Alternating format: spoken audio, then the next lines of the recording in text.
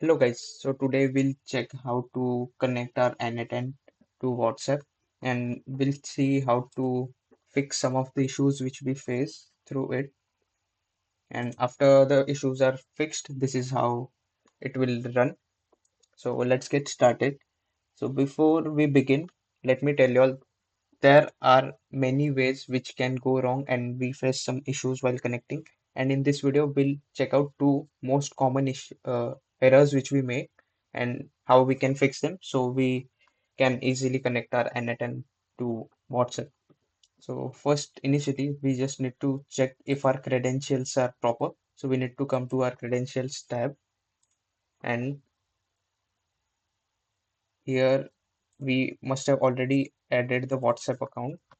Here we can see we can test whether the credentials are correct or not. So there is many instances in which the access key expires. So we need to come to our Meta account where we have the app which is connecting our WhatsApp, and we need to generate the token once again.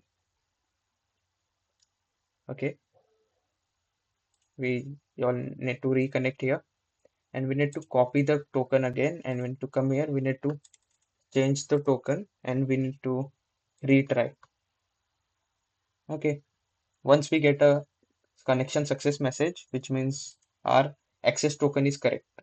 Okay, this is the first thing which we need to check. Once it is saved, we need to go back to our workflow. Then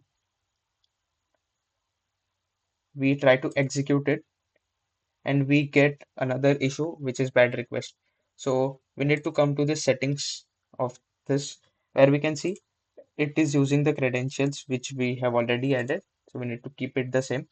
Then here we can see in this recipient phone number, we need to ensure that whatever in the meta, whatever the list of numbers we have added, it is matching to the one which we are adding in n8n.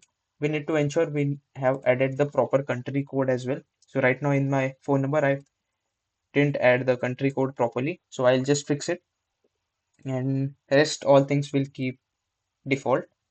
In text body, we can add something like message equal to and some value to it.